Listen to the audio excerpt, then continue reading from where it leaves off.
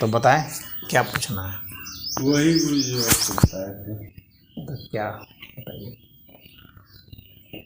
वही जो हमको मतलब कि पिछले 15 साल मान लीजिए, हमको एकाएक जो है बनारस में, हम बनारस रहते थे, उसमें पढ़ते थे।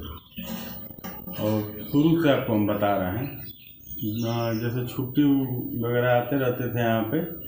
बीबीए में हम एडमिशन लिए थे, लंका पे रहते थे। तो एक हमारा दोस्त था, वो गांजा पीता था, तो उसके साथ जो हम एक आध कस ले लिए।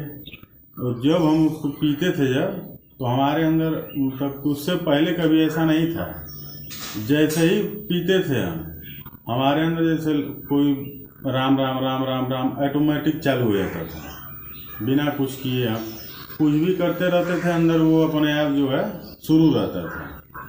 तो हमको कभी कभार लगा कि हम मतलब कि मेरा वहम होगा चाहे कुछ होगा, कि धीरे धीरे धीरे वो बढ़ता चला गया। फिर क्रोध की अधिकता आती चली गई, क्रोधी मतलब स्वभाव हो गया मेरा। किसी भी चीज़ पे हम तुरंत जो है गुस्सा करने लगते थे।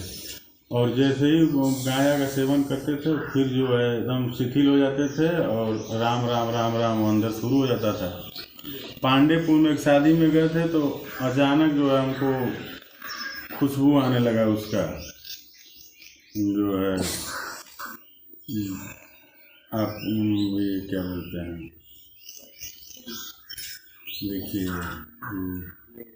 चंदन का, और बहुत ज़्यादा मात्रा में आने लगा। फिर उसके बाद हमको जैसे कि अपना फिर सब नशा वशा इसको जो है 2-3 साल हम किए, उसके बाद त्याग दिए एकदम, कुछ भी नहीं, ना मांस मदिरा चाहे गांजा गुजी सब कुछ छोड़ दिए, और पूजा पाठ में अपना मन लगाने लगे। वो और बढ़ता चला गया। हम अपना पूजा पाठ करते थे, ताली उली पीटते थे, तो हाथ में से भी आता था। जूता हम अपना निकालते थे, तो जूते में से अलग खुशबू आने लगती थी। और उसके बाद जो कोई देवी उवी का मूर्ति है, तो उसमें से कुछ अलग खुशबू आता था। यही हमारे साथ होता रहा है। और कभी कभार मतलब कि अभी भी कभी कभार क्या, अभी जैसे नवरात्र चल रहा है, तो हम अगर मान लीजिए रास्ते में कोई मंदिर उंदिर पड़ा है, अगर प्रणाम कर दिए, तो साक्षात हमको दिखती हैं वो। जैसे मान लीजिए काली माता हैं, तो वो एकदम हमको दिखेंगी कि हाँ वो खड़ी हैं अभी। वो हमसे पूरा बात भी करती हैं, खड़ी रहती हैं। तो यही हमको जानना है कि हमारे साथ ये सब मतलब क्या हो रहा है और क्यों हो रहा है। हम कई बार कई लोगों से जानना चाहे, लेकिन हमको उचित इसका जो है जवाब नहीं मिल पाया। और बहुत लोग से हम नानी से बोले, तो नानी बोले कि ये सब चीज़ें किसी से बताई नहीं जाती हैं। तो हम फिर अपना नहीं पूछना वो समझे। एक दिन जो है शंकर भगवान के मंदिर में शाम को जो है सब लोग पूजा पाठ करके निकले, और हम वहीं बाहर बैठे हुए थे। वो एकदम कम से कम 7-8 फुट के एकदम सफ़ेद, मतलब जैसे बादल का जो कलर होता है एकदम साफ सफ़ेद होता है, एकदम प्योर सफ़ेद, वैसे ही वो साक्षात वहाँ खड़े थे। हम कुछ दूरी पे थे, हम यहाँ से बरगद इतने दूर पे वो थे। तो यही हम जानना चाहते हैं मुझे कि ये सब हमारा वहम है कि हकीकत है, कि हमारे साथ ये सब क्यों।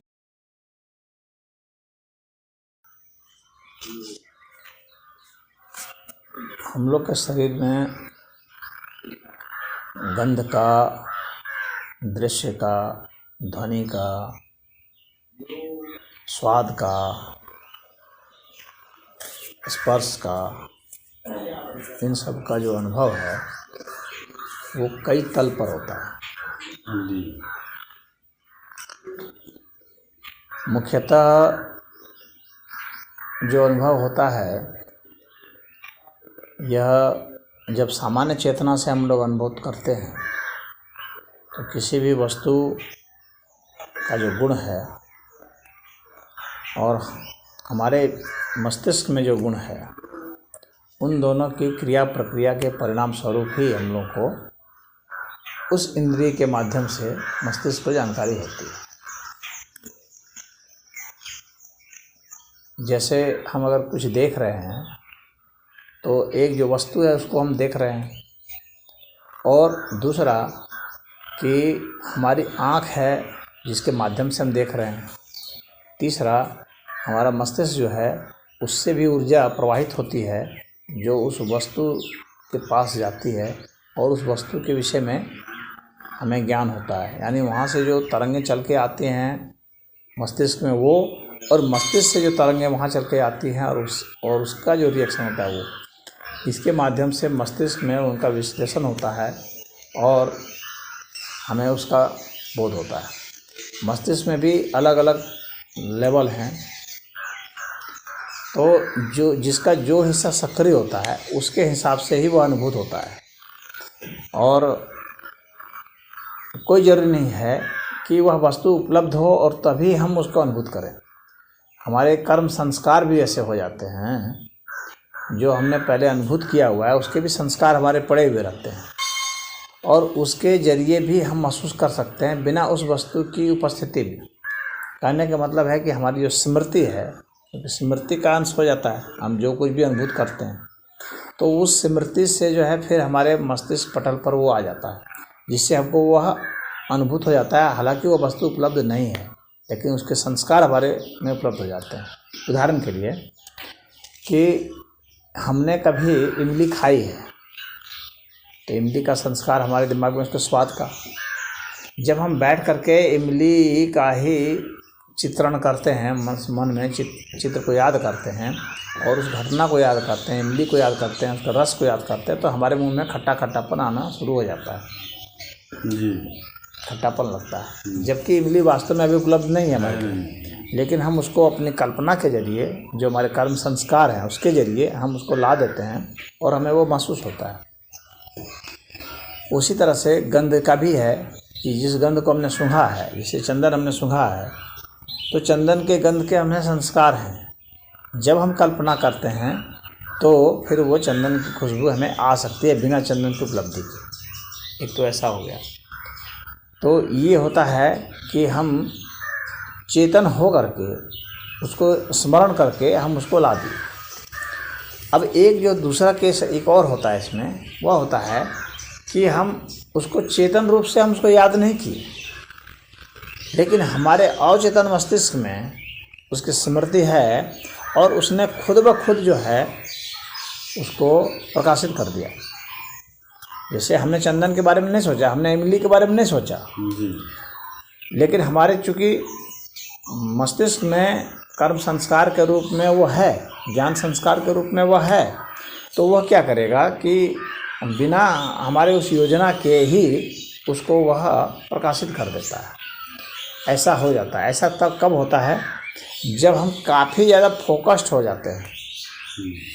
जब हम फोकस्ड हो जाते हैं तो हमारा मस्तिष्क का कोई भी अंश उससे जुड़ जाता है, और जब जुड़ जाता है तो बिना हमारी इच्छा के ही कि यानी हमने कल्पना भी नहीं की, हमने इच्छा नहीं की, जिज्ञासा नहीं की, और उसके बावजूद भी वो स्वाद या वो गंध या वो दृश्य आ गया सामने में।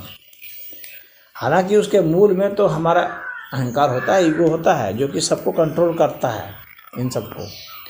तो ये जितने भी इंद्रियों के जो गुण हैं, इन गुणों को हमारा मस्तिष्क जो है उसको समझता है, उसको रेगुलेट करता है और उसके बाद उसको प्रकाशित करता है, रिफ्लेक्ट करता है, जिससे कि हमको उस चीज़ की अनुभूति होती है। या ऐसा भी होता है कि उसको और बढ़ा करके वो प्रस्तुत कर देता है, यानी सामान्य रूप से जितनी गंध आ रही है उससे ज़्यादा गंध भी आ सकती है, और जितने दृश्य दिख रहे हैं उससे ज़्यादा दृश्य भी दिख सकते हैं। हमें सोए सोए भी दृश्य दिख सकते हैं, जैसे स्वप्न में। और हम जब बैठे हैं, ध्यान में बैठे हैं, हम साधना में बैठे हैं, उस वक्त भी वे दृश्य आ सकते हैं, वे गंध आ सकती हैं, वे ध्वनियाँ आ सकती हैं। तो ऐसा तभी होता है जब हमारे मस्तिष्क के वे हिस्से जो हैं, जो अवचेतन मस्तिष्क है और जो चेतन मस्तिष्क है, इन दोनों में एक संपर्क बहुत अच्छा से हो जाए, तो ताकि आसानी से वो आ जाए। तो ये जो है, ये संपर्क तभी हो पाता है जब हमारा ईगो घटने लगता है, तब ऐसा होता है। तो ईगो दो तरीके से घटता है, या तो व्यक्ति ध्यानस्थ हो जाता है, तो उस वक्त जो है ईगो घटने लग जाता है, या जब वो कोई नशा ले लेता है। नशा भी हमारे ईगो को घटा देता है। क्योंकि हमारा जो कॉन्शियस कंट्रोल है वो घट जाता है। जैसे आपने कहा ना कि गांजा पी लिए, जी तो गांजा पी लिए तो उस वक्त क्या होता है, आप व्यक्ति का अपने ऊपर नियंत्रण घट जाता है। जैसे ही अपने ऊपर नियंत्रण उसका घटेगा तो ईगो कंट्रोल जैसे ही घटेगा, वैसे क्या होगा कि दिमाग के अलग अलग हिस्से जो होते हैं वे स्वाभाविक रूप से एक दूसरे से संपर्क में बहुत तेज़ी से आते हैं और उसका ईगो कंट्रोल नहीं रहता है। तो इसके कारण क्या है, जो भी सूचनाएं वहाँ हैं वो प्रकाशित हो सकती हैं, हो जाती हैं। कोई ज़रूरी नहीं कि हो ही जाए, हो भी सकती हैं। तो इस कारण से नशा लेने पर भी लोगों को भिन्न भिन्न प्रकार के दृश्य दिखाई देना, भिन्न भिन्न प्रकार की आवाज़ें सुनाई पड़ना, इस तरह की बातें आती हैं। बहुत सारे लोग जो ड्रग्स लेते हैं, जैसे LSD वगैरह ले लेते हैं, मारिजुआना ले लेते हैं, अफीम ले लेते हैं, हाँ हेरोइन ले लेते हैं, बहुत सारे जो ड्रग्स हैं तो उनको ले लेते हैं। तो उसके बाद वो जो है बहुत आनंदित महसूस करते हैं, ख्याली दुनिया में चले जाते हैं। हमारा मस्तिष्क जो है, माइंड जो है वो कंस्ट्रक्ट भी कर लेता है, बहुत सारी चीज़ों को बना लेता है और बना करके और उसको जो है फिर हमको हमारे लिए प्रोजेक्ट कर देता है। उसमें आनंद के भी हार्मोन्स जो दिमाग में बनते हैं वो उसको प्रोजेक्ट कर देते हैं, तो वो हमको मस्ती भी आने लगती है। एंडोर्फिन जो है मस्तिष्क में एक हार्मोन होता है, वो उसको रिलीज कर देता है, तो वो आ जाता है और फिर हमको वो दृश्य दिखेगा, बहुत अच्छा भी लगेगा, शांति भी लगेगी, इस तरह की बातें होती हैं। तो ये ध्यान के माध्यम से, ड्रग के माध्यम से, ये दोनों ही माध्यमों से होता है। लेकिन ये होता है मस्तिष्क में ही। अब वही ध्यान जब बहुत गहरा हो जाता है तब हम जो है ये सामान्य चेतना जिसकी बात कर रहे हैं, इस चेतना से हम आगे उठ करके चले जाते हैं और समाधि अवस्था में पहुंच जाते हैं। और तब जो है, तब ये मन और प्रकृति जो है, ये गंध जो है या ये ध्वनियाँ हैं, ये स्पर्श हैं, स्वाद हैं, दृश्य हैं, इन सब से हम ऊपर उठ जाते हैं। फिर जो है ये सब चीज़ें हमें नहीं न बांधती है, न प्रकाशित करती है, न सताती हैं, न हमें प्रेरित करती हैं। इनसे जो भी ऊपर उठ जाते हैं तो वहाँ पर जो है वो समाधि जैसी अवस्था आ जाती है, या समाधि भी आ सकती है। और फिर उसके बाद फिर और आगे गहराई में चले जाते हैं, क्योंकि हम लोग के चेतना के कई तल हैं। उसमें अवचेतन तल भी है, चेतन तल भी है, परम चेतन तल भी है, विचेतन तल भी है। चेतना के कई तल हैं। हाँ, तो उनमें हम जाने लगते हैं। विचेतन तल में जाते हैं तो कुछ विशेषता हमको नज़र आ जाती है, तो वैसे वो कहते हैं कि ये सिद्ध हो गए, सिद्धि की बात होती है। परम चेतन में जाते हैं तो आत्मा परमात्मा का बोध होता है उस व्यक्ति को, तो वह जो है समाधि की अवस्था होती है, कैवल्य की अवस्था होती है, अवतार की अवस्था होती है। तो कई अवस्थाएं ये होती हैं। तो उसमें से अब जब भी हम इस तरह के कुछ जिसमें आध्यात्मिक प्रवृत्ति होती है, जो सच बोलते हैं, जो ईर्ष्या द्वेष नहीं करते हैं, जिनमें क्रोध की भावना नहीं होती, क्योंकि ये सब सारे गुण जो है, ये सब जो भावनाएं हैं, ये इस प्रकृति के हैं। और इसके ठीक विपरीत में जो है, कामुकता के विपरीत में जो ब्रह्मचर्य है, हिंसा के विपरीत में अहिंसा है, तो वो जो है और श्रेष्ठ भावनाएं होती हैं, आध्यात्मिक भावनाएं होती हैं। तो उसमें व्यक्ति जब पहुंच जाता है तो वह समाधि में चला जाता है, और उसमें क्या होता है कि कुंडली जागरण होने लगता है, और इन सभी चीज़ों पर उसका स्वाभाविक नियंत्रण होने लगता है। नियंत्रण करने की कोशिश नहीं करता है, वो स्वाभाविक नियंत्रण होने लगता है। श्वास प्रश्वास जो है स्वाभाविक रूप से उसके नियंत्रण में आने लगती है। वाणी स्वाभाविक रूप से नियंत्रण में आने लगती है। विचार स्वाभाविक रूप से नियंत्रण में आने लगते हैं। कहाँ से विचार उत्पन्न हो रहे हैं, कहाँ से श्वास उत्पन्न हो रहे हैं, हम कितने श्वास को बढ़ाएं, कितने घटाएं, ये सब स्वाभाविक रूप से आने लगते हैं।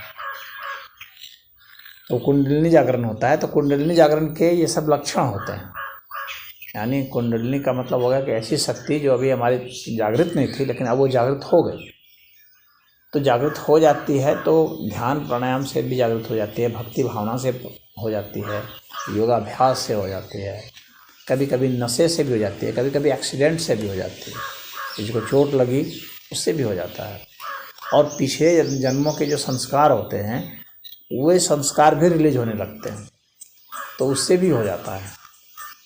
तो इस प्रकार से इनमें से कोई भी हो सकता है। तो जिस तरह का हमें वो मिल गया उसका प्रभाव, तो उसके हिसाब से कह देते हैं कि भाई इसको इस तरह से हो गया, कुछ भी नहीं किया था एकाएक ऐसे हो गया, तो भाई पिछले जन्म के संस्कार जो है खुल गए, उसके कारण हो गया। या कहीं भजन वजन करने लगा, भक्ति भावना करने लगा तो भक्ति भावना से हो गया, या योगाभ्यास करने लगा तो उससे हो गया, ध्यान करने लगा तो उससे हो गया, या कोई नशा ले लिया तो उससे हो गया। कोई ना कोई बहाने बन जाते हैं। या किसी धार्मिक व्यक्ति के, आध्यात्मिक व्यक्ति के संपर्क में गया तो वो भी सुनते या उसके स्पर्श से प्रसाद देते समय इन सब से हो जाता है। किसी भी तरीके से हो सकता है, कहने का मतलब है। और कोई शक्ति जागृत हो सकती है। तो ये शक्ति की ही चीज़ें हैं। ये जो भी अनुभूतियाँ हैं ये हमारे इंद्रियों से संबंधित हैं। कोई कर्म इंद्रिय से है, कोई नेत्र इंद्रिय से है, कोई नासिका से है, तो कोई जिह्वा से है, तो कोई त्वचा से है। तो इन इंद्रियों की जो शक्तियाँ हैं तो वे जागृत हो जाती हैं। एक तो सामान्य जागृति है, एक विशेष जागृति हो जाती है।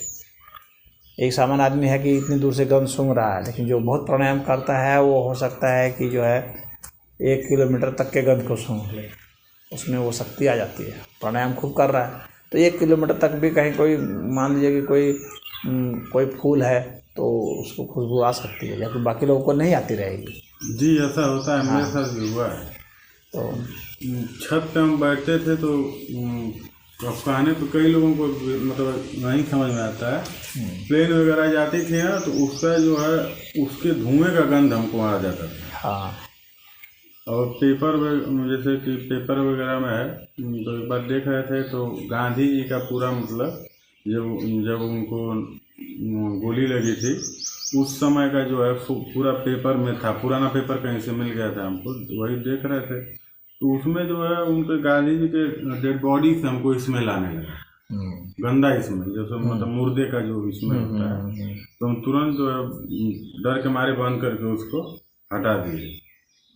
छत पे रहते थे तो जहाज वहाज का जो है तेल का और उसका जो है धुएं का सुगंध आने लगता था। तो हम सोचते थे कि हम लग रहा है कि डिस्टर्ब हो रहे हैं, दिमाग से पागल हो रहे हैं। हाँ, तो नहीं, मेडिकल केस के रूप में आपको देख लिया जाएगा अगर आप डॉक्टर के यहाँ जाएंगे तो। जी। डॉक्टर कहेगा कि नहीं ये मेडिकल प्रॉब्लम है, क्योंकि माइंड बहुत सेंसिटिव हो जाता है। तो सेंसिटिव हो जाता है तो फिर वो ये ओवरलैपिंग भी होने लगती है, जैसे कि दृश्य का गंध के साथ ओवरलैपिंग हो जाना, किसी का किसी से मिक्सचर हो जाना।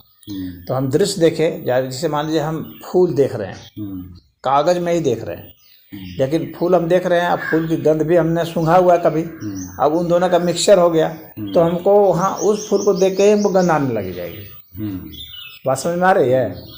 जैसे कि आपने गांधी जी की तस्वीर देखी तो अच्छा, पहले का स्मेल आपको पता है, सड़े हुए मांस का कैसे स्मेल होता है। तो जैसे दिमाग तुरंत देखा उसको तो तुरंत वो भी हिस्सा गंध वाला भी एक्टिवेट हो जाएगा और वहाँ से बदबू आने लग जाएगी, जो कि सामान्य आदमी को नहीं आती। नहीं आती। सामान्य आदमी को क्या है कि देख रहा है तो बस खाली देख ही रहा है।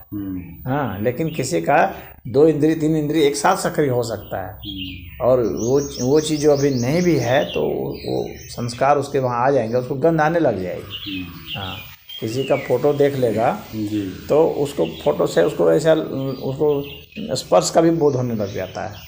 हाँ, ये इस तरह से छूने में। तो हम लोग की इंद्रियां जो हैं उनकी जो भिन्न भिन्न शक्तियां हैं वे एक दूसरे से मिल जाती हैं, मिल करके ही वर्क करने लग जाती हैं। हम फिल्म देख रहे हैं तो फिल्म में 2 चीज़ दिखाई पड़ती है, एक दृश्य और दूसरी आवाज़। यही ना सिनेमा में दिखता है, लेकिन उसमें तीसरी भी चीज़ आ सकती है, गंध भी आ सकता है, स्पर्श भी आ सकता है। हालांकि इस पर भी वैज्ञानिक सब शोध कर रहे हैं कि कैसे उसमें गंध भी आ जाए। हाँ, अगर वाटिका का दृश्य दिखाया जा रहा है तो हमको खुशबू आने लग जाए, तो इसकी भी कोशिश कर रहे हैं साइंटिस्ट। लेकिन हमारे माइंड में चूंकि संस्कार है उसके, तो हमें गंध आ सकता है। तो अब सामने वाले को नहीं आएगा तो वो कहेगा कि अरे इसका दिमाग डिस्टर्ब हो गया, सही नहीं है। तो जो एवरेज माइंड है उसके हिसाब से तो सही नहीं ही है वो, लेकिन ऐसा कोई ज़रूरी नहीं है कि वो पागल नहीं है। वो उसमें बस इतना हुआ है कि उसमें कोई चीज़ विशेष रूप से सक्रिय करता है। विचेतन तल का ये कहानी है। तो विचेतन मस्तिष्क में ऐसा होता है कि उसे और भी जो तल हैं वो सक्रिय हो जाते हैं, और उसके जो ज्ञान संस्कार हैं, कर्म संस्कार हैं, वे सब सारे आ जाते हैं, ये तो फिक्स हो जाते हैं एक दूसरे। हम हमको कहीं से कुछ नहीं समझ में आया तो हम इनको रजनीश जी को सुनना शुरू किए, क्योंकि वो ध्यान के ऊपर मतलब बहुत लंबा कई दिनों तक उनका ऑडियो वगैरह था, तो वही सुनते सुनते हम उनका और तोतापरी जी का जो रामकृष्ण परमहंस जी के जो गुरुदेव थे, तो उनके बारे में हम अपना सोचना मतलब कि सुनना शुरू किए। रोज़ सुनते थे 2 घंटा 2.5 घंटा। तो ध्यान भी हम लगाते थे, तो ध्यान में जो चीज़ें दिखती थी तो वो मतलब तोतापरी जी उनको बताए थे रामकृष्ण परमहंस जी को कि अभी जो तुमको काली दिख रही हैं वो है नहीं, उनको तलवार से काट दो तो एकदम खाली तुम्हें सन्नाटा दिखेगा। तो उस तरीके से हम भी अपना मतलब प्रयास किए कि हो सकता है कि इन्हीं को सुन सुन के हम अपना भी करें। तो उस अवस्था में भी हम गए जहाँ से कुछ न मतलब कि हमको बाहर और अंदर क्या हो रहा है कुछ नहीं, केवल अंधेरा ही अंधेरा दिखता था और एक छोटा सा प्रकाश का बिंदु एकदम पूरा, और हम उसमें बहुत आनंदित मतलब यहाँ से गुदगुदी टाइप नाभि के यहाँ से हमको फील होता था जब वो सब मतलब उस तरफ बैठते थे हम, तो यहाँ से जैसे गुदगुदी ऊपर उठ रहा हो, एकदम बहुत आनंद में रहते थे। फिर धीरे धीरे शादी विवाह हो गया और 6 साल हो गया 7 साल, तो सब छूट हो गया अपना नौकरी चाकरी इधर उधर। मान लीजिए ये गांजा वगैरह भी 8 साल 10 साल हो गए छोड़े हमको, वो भी छोड़ दिए। लेकिन अभी भी जो है ये मतलब ये होता रहता है मेरे साथ, गंध वाला जो है सिस्टम, ये सारी चीज़ें होती रहती हैं। मस्तिष्क जो है सक्रिय हो गया है और जिन भी कारणों से हुआ हो, हाँ, तो सक्रिय हो गया है, तो इसलिए इस तरह की अनुभूतियाँ होती हैं। तो ये आध्यात्मिक अनुभूतियाँ भी हैं और ये भौतिक अनुभूतियों से जुटी हुई आध्यात्मिक अनुभूतियाँ हैं, तो ऐसे भी कह सकते हैं। तो इसमें क्या करना चाहिए हमको? उसमें करना कुछ नहीं चाहिए, बस जैसे अनुभूति हो रही है उसको आप उसमें और फोकस्ड हो जाइए, एकाग्रचित हो जाइए, बस इतना ही करना है। उसको अपने में देखते रहिए जहाँ से अनुभूति होती, फिर वो और जो है और गहरी अनुभूति कराने लग जाएंगे। यानी उसमें आप डूबने लग जाएंगे और क्योंकि आप और फोकस्ड हो जाएंगे। एक तो चीज़ है कि आप तो उसका आस्वादन कर रहे हैं, भोग रहे हैं उसको, तो भोग रहे हैं तो उस चीज़ को तो भोग वृत्ति में फिर शामिल हो जाएगा। लेकिन अगर आप उसमें खोज रहे हैं, भोग नहीं रहे हैं, अनुसंधान कर रहे हैं, तो यदि आप अनुसंधान कर रहे हैं तो वो भोग वृत्ति में नहीं आएगा, वो ज्ञान के क्षेत्र में आने लगेगा, तो वो और गहराई में जाके और दूसरा भी अनुभूति कराने में समर्थ हो जाएगा। तो उस तरह से आप ज्ञान के नए आयाम खुलते जाएंगे और नई नई जो है शक्तियाँ और भी जो हैं गहरी वो जागृत होंगी और शक्तियों से भी परे शिवत्व भी जागृत होता है। तो इस तरह से होता है। तो भोग की वृत्ति छोड़ देनी चाहिए, क्योंकि ये सब जो चीज़ें होती हैं इसमें भोग की वृत्ति में भी कोई रह सकता है और कोई ज्ञान की वृत्ति में जा सकता है। तो उसमें अनुसंधान करेंगे, ज्ञान की वृत्ति में जाएंगे तो मतलब आध्यात्मिक रूप से कल्याणकारी है वह।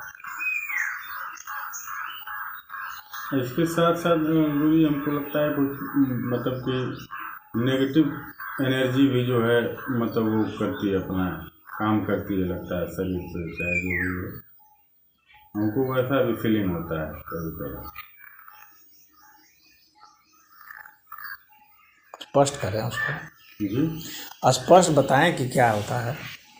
जैसे उसमें भी हमको लगता है कभी कभार, जैसे अभी भी होता है कभी कभार 2 बजे 2:30 बजे मेरा नींद खुल जाए, ठीक 2 बजे 2:10 2 बजे 2:02 3 मिनट पर नींद खुलता है और मतलब एक अलग सा वाइब्रेशन शरीर में रहता है और मतलब लगता है कोई भयानक चीज़ है जो हमको कुछ कर रहा है, परेशान कर रहा है। लेकिन फिर हम उसके बाद जब भगवान का नाम लेते हैं, चाहे अपना देवी दुर्गा जिनका भी हम पूजा पाठ करते हैं, उनको जब याद करते हैं तो मेरा शरीर ऐसे हिल के वो मतलब हट जाता है दूर, ऐसा भी होता है। और कभी कभी वो भी दिखता है, बहुत भयानक दिखता है, मतलब वो बहुत अजीब है। हाँ, तो इसको हम 2 तरीके से बता रहे हैं। पहला तरीका तो यह है, जैसे मैंने बताया कि ये जो हमारी इंद्रियां हैं एक दूसरे से संपर्क में आ करके कई तरह की चीज़ों को प्रभाव करती हैं। जैसे हमने देखा, कोई स्वप्न देखा या ऐसे ऐसे देखा, हाँ, और उसका स्पर्श इंद्रिय के साथ संबंध हो गया। हमारा स्पर्श इंद्रिय जो है, जो हमें स्पर्श का बोध कराता है, उसके साथ संबंध हो गया। अब जब उसका संबंध हो जाएगा तो हमें स्पर्श बोध होगा, ऐसा लगेगा। कुछ लोगों को लगता है ना, कोई हमको भूत पकड़ लिया, छू दिया हमको, तो लगता है लोगों को, बहुत महिलाओं को ऐसा लगता है कि आके हमको छू रहा है, हाँ, तो हमारा ये कर रहा है, वो कर रहा है, ऐसा लगता है। तो उनके ही भीतर के जो स्पर्श इंद्रिय है, वह अपने भीतर के ही दृश्य इंद्रिय को छूती है। बात समझ में आ रही है? तो उनके दिमाग में वैसा एक क्रिएशन होता है। हाँ, दिमाग एक ऐसा फिल्म बना देता है, वीडियो बना क्रिएट करता है। हाँ, हमारे दिमाग में जो है ना, वो फिल्म बनाने का, वीडियो बनाने का हमारे में क्वालिटी है माइंड में। हाँ, तो ऐसा दृश्य दिखा देगा जिससे कि रोमांच और भय पैदा हो जाता है। हाँ, अब भय की जो भावना है, हमारे में भय की भी भावना, हमारे इंद्रियों में भय की भावना होती है। भय कैसे होता है? कोई भी चीज़ जो है ना, एक जो प्रोपोर्शन होता है, एक जो अनुपात होता है, किसी अनुपात में ही जब कोई चीज़ होती है तो हमारे में भय का संचार नहीं होता है।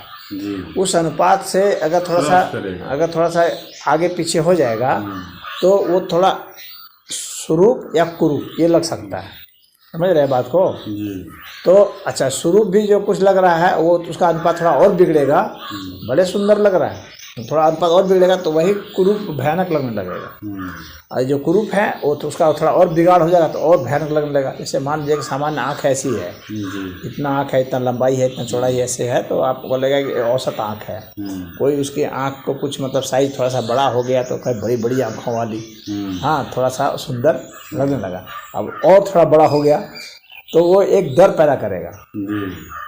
मतलब एक हल्का सा एक मतलब बड़ा हुआ तो ठीक लगेगा, सुंदर लगा, लेकिन जब उससे थोड़ा सा बड़ा हुआ, अनुपात जहाँ थोड़ा सा बड़ा है, इतने बड़ा तो डर जाएंगे आप। समझ रहे हैं? तो हम लोग का माइंड जो है ना, ये सिमेट्री का भी अध्ययन करता है। सिमेट्री जानते हैं ना, एक हर चीज़ का एक अनुपात देखता है। उस अनुपात के हिसाब से ही तो हम समझते हैं कि ये गाय है, ये आदमी है, ये औरत है, ये पशु है, ये पक्षी है, ये वृक्ष है।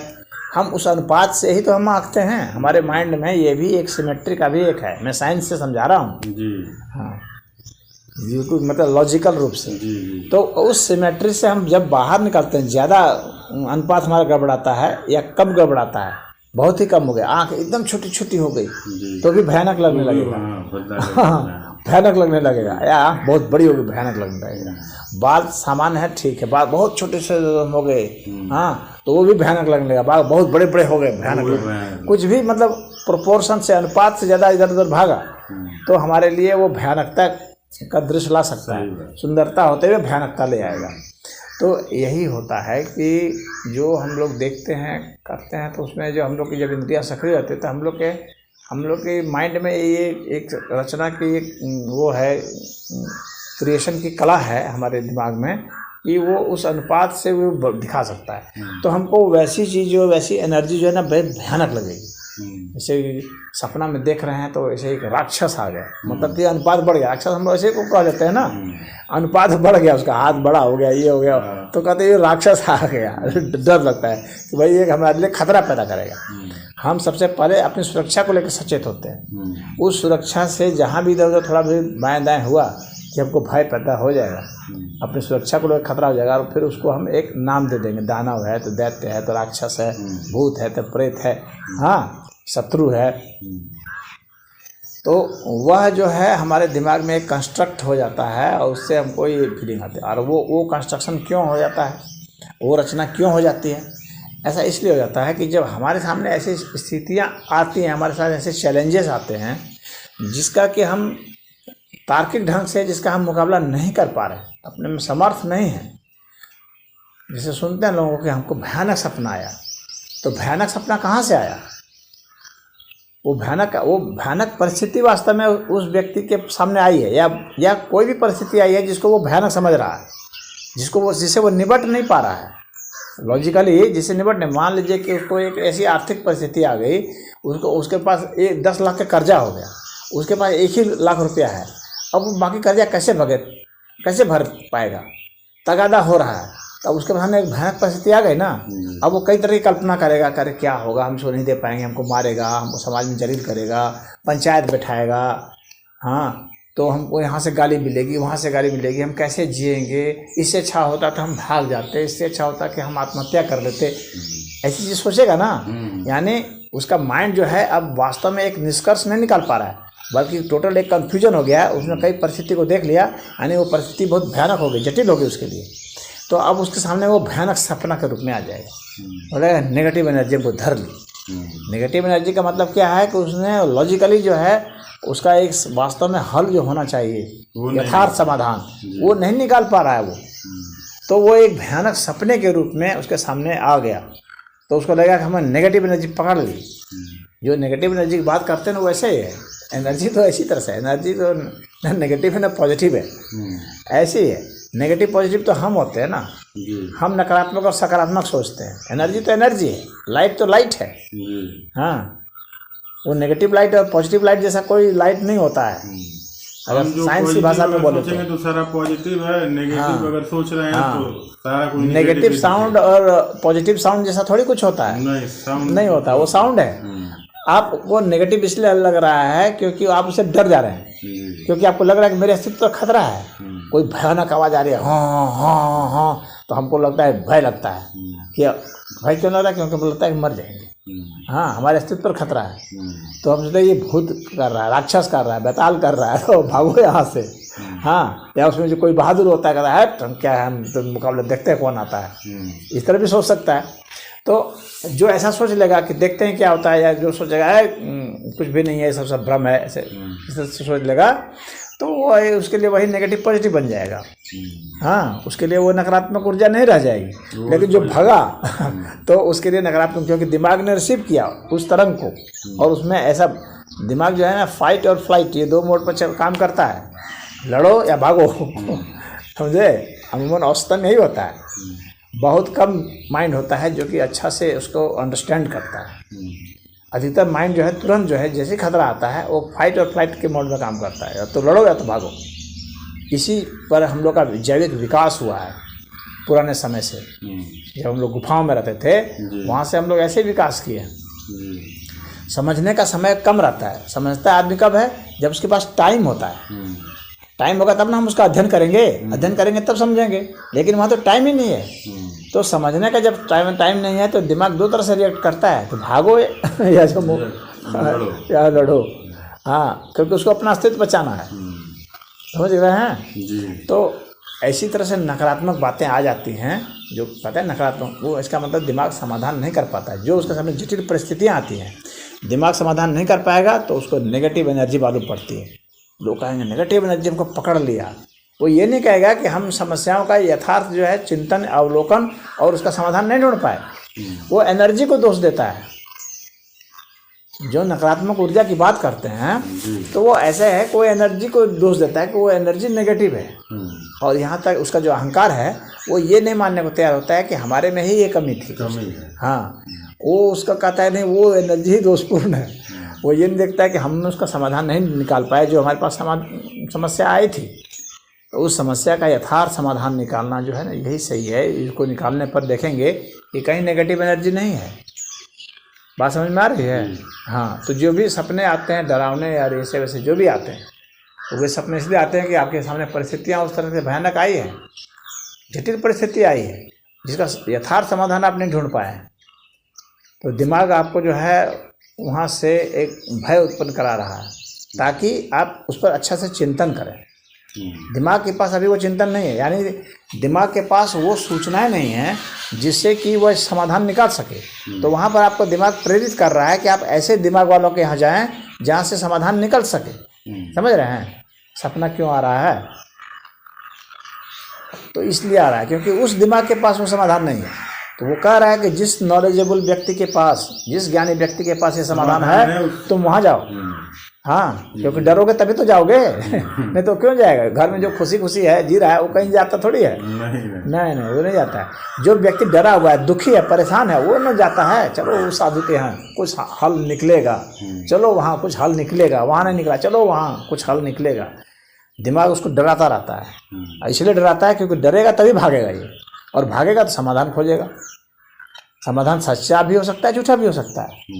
ये भी हो सकता है कि समाधान झूठा भी उसको मिल जाए और उससे उसका कुछ हल हो जाए, क्योंकि प्रॉब्लम साइकोलॉजिकल थी, तो साइकोलॉजिकल भी हल हो सकता है। कहीं गए कोई भभूत दे दिया, ए भभूत ले लो, अब भूत भाग जाएगा, सब नकारात्मक ऊर्जा भाग जाएगी। तो लिया, उसको कॉन्फिडेंस हो गया, क्योंकि वो संत की वाणी है, कॉन्फिडेंस हो गया। उसने भस्म को लिया और खाया, अपने या अपने घर में बनाया, ताबीज बना लिया, अब उसको हल हो गया। उसको जो है तो उसको विश्वास हो जाता है कि हाँ अमुक के कारण हुआ है। वास्तव में हमारा दिमाग जो है ना, वो उसका अवलंबन कर दिया, एक आश्रय ले लिया कि हाँ ये इन्होंने कहा है तो अब हल हो जाएगा। और दिमाग भी सेफ जोन चाहता है कि हाँ, वो तो जब तक नहीं चाहेगा तो दिमाग डिस्टर्ब रहेगा, नींद ही नहीं आएगी, बेचैन आत्मा रहेगा ना, डरा हुआ रहेगा। तो दिमाग को भय से निकालना जरूरी है, तभी वो जी सकता है ना। भयभीत रहेगा तो नींद नहीं आएगी, नींद नहीं आएगी तो उसकी इम्यूनिटी खराब हो जाएगी, डर जाएगा वो, तो 10 तरह के रोगों से ग्रस्त हो जाएगा। तो ये जरूरी होता है कि उसको सेफ जोन में ले जाया जाए, यानी वो अपने को सुरक्षित महसूस करे। अब सुरक्षा या तो लॉजिकल हो सकती है या इलॉजिकल हो सकती है, समझे, साइंटिफिक हो सकती है या अनसाइंटिफिक भी हो सकती है। उसने दे दिया, उसका उससे संबंध नहीं था, हालांकि उसके माइंड का उसने वो कर लिया, उसको भय एक तरह से निकाल दिया कि लो भूत पकड़ा है, तुम्हारे यहाँ कांटी में भूत को गाड़ दिए। समझ गए कि नहीं, भूत झाड़ने वाले का। अब भूत को हम बांध दिए, यहाँ तार से बांध दिए, धागा से बांध दिए। भूत धागा से बंधेगा, पागलपन है। लेकिन मान लीजिए कि उसको दिमाग को ये समझा दिया गया कि भूत को मैंने धागा में बांध दिया, लौंग में बांध दिया, हल्दी में बांध दिया, अब इसको देखो मैंने गाड़ दिया जमीन में, अब ये भूत नहीं निकलेगा। जैसे कि जमीन जो है वो भूत को रोक देगी, भाई जमीन स्थूल है, भूत को कैसे रोकेगी। लेकिन वो ये मान लिया, बस उसको समझा देने की बात है, वो समझ गया। इंटेलिजेंट आदमी होता तो क्वेश्चन करता तो उसको भूत धरता ही नहीं। वो स्वयं ही हल कर निकाल लिया होता, वो जाता ही नहीं ओझा सोखा के यहाँ। हाँ, तो बात यही होती है, दिमाग इस तरह से चलता है। तो वो ये नकारात्मक सकारात्मक शक्तियाँ जो होती हैं वो इसी तरह से है। अगर आप अपना हल निकाल लिए तो कोई नकारात्मक शक्ति नहीं है, शक्ति है, बस आप उसका जैसे यूज करें। तो हमको मतलब है कि इसमें और मतलब रिसर्च का वो अपना डूबने की आवश्यकता है। हाँ, उसको ज्ञान के अर्थ में देखिए कि आखिर ये प्रक्रिया कैसे आ रही है, ये कहाँ से उत्पन्न हो रहा है, क्यों उत्पन्न हो रहा है, समझ रहे हैं। और उसको बहुत लॉजिकल रीजनिंग के साथ जो है आप उसका विश्लेषण करते रहिए, तो आपको देखेंगे कि आपको धीरे धीरे ज्ञान के नए नए आयाम खोलेंगे। हाँ, ज्ञानी पुरुष अंधविश्वासी नहीं होता है। अंधविश्वासी जो होते हैं, जो अंधविश्वास फैलाते हैं, वे ज्ञानी नहीं होते हैं, वे ठग होते हैं, दूसरों को धोखा देते हैं, उससे वो आय करते हैं, समझ रहे हैं। तो ये होता है।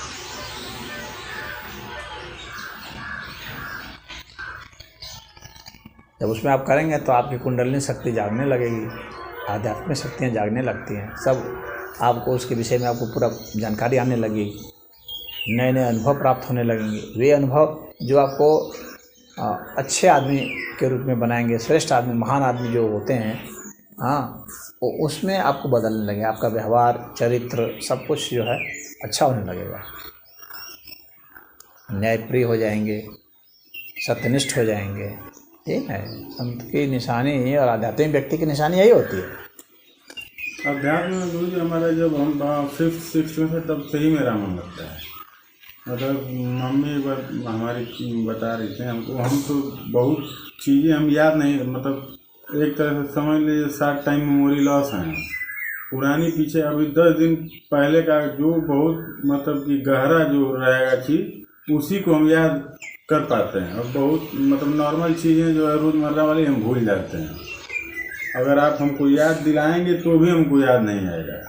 मतलब एक तरह से कहिए तो भूलने की पूरी बीमारी है।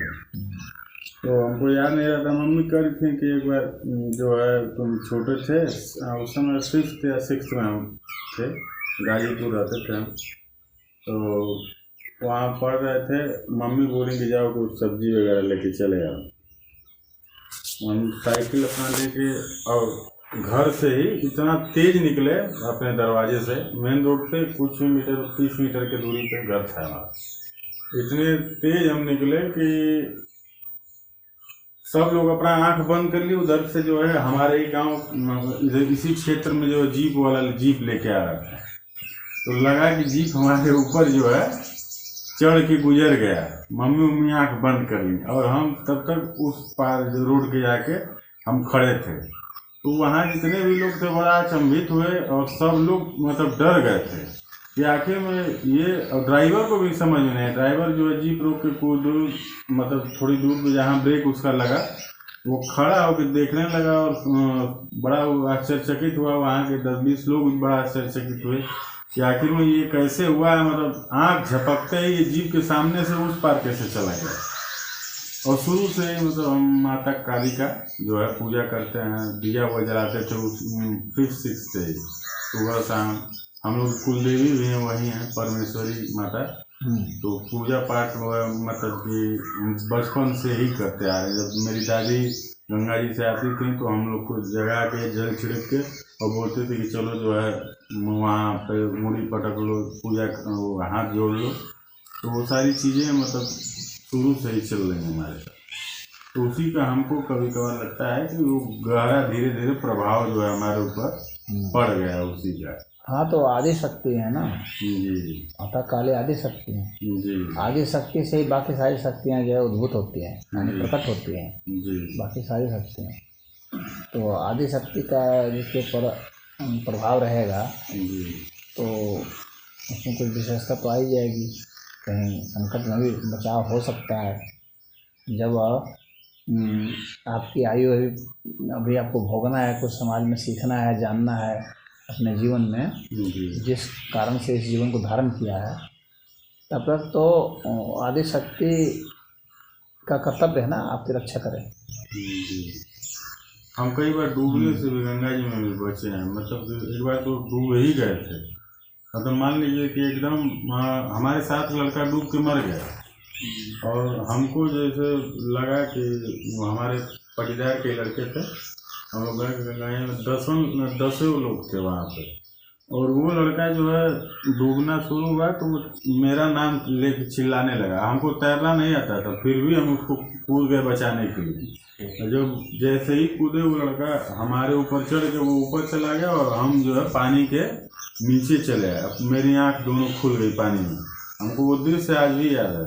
और वो पैर जल्दी जल्दी चला रहा था, उसके कमर के नीचे हम जो थे, तब तक हमको ज़मीन अभी नीचे का पाँव के मेरे मतलब टच नहीं कर रहा था, अथाह पानी था। और उसके बाद हम आंख बंद किए हैं। हम जब आंख खोले अपना तो हम इतने पानी में, मतलब कि इतने पानी में चले गए थे। मतलब उसमें मतलब ऐसे बैठे हुए थे और वो 10 लोग उसको बचाने के प्रयास में थे, कोई उसको बचा नहीं पाया। वो उसी जगह पे डूब के मर गया। और उसी समय जब सब लोग उसकी लाश को फिर खोजने उजने लगे गंगा जी में, तो हम जो है पीपल के पेड़ की तरफ जाकर बैठे हुए थे। तो जैसे लगा कि माता ही हमसे बोल रही हैं कि तो के जब तक हम हैं तब तक तो केहू बाल भी बाँका तो ना करी, तो के बहुत कुछ करे के चल घरे जो। और उसी तरह अंदर भी है तो हम जल्दी जल्दी भाग गए घर। डर के मारे अपना कपड़ा भी नहीं लिए। मम्मी से हम बताते थे, मम्मी कुछ बात करता है, हमको ऐसे ऐसे सुगंध आता है। तो मम्मी को लगता था कि झूठ बोल रहा है, ऐसा कैसे हो सकता है। तो हम नानी से अपने बताया। तो नानी मेरी काफ़ी मतलब पढ़ी लिखी हुई थी। वो पूना में शुरू, उनके पिताजी जो है कमिश्नर रहे थे, तो उनको कुछ नॉलेज रहा होगा। तो वो बताएंगे देखो बेटा जो हो रहा है उसको होते रहना, तुम पूजा पाठ अपना करो और ये सब सारी चीज़ें तुम अपने मम्मी पापा से भी डिस्कस मत किया करो। जो हो रहा है उसको होने दो और हाथ जोड़ के बोल दो कि जो अच्छा मेरे लिए है माता वो मेरे लिए आप करिए, बाकी अपना कर्म करते रहो। हाँ, सत्कर्म करते रहना चाहिए, सद्विचार आते रहना चाहिए और फिर जो है जीवन धारण जिस चीज़ के लिए किया गया वो चीज़ हो करके ही रहेगा, जिस चीज़ के लिए धारण हुआ है। और उसके बाद ही फिर ये इस जीवन को आदमी छोड़ता है, बदलता है। तो इसीलिए बहुत उसके लिए नहीं होना है। और इन सब के पीछे जो वैज्ञानिक कारण हैं जो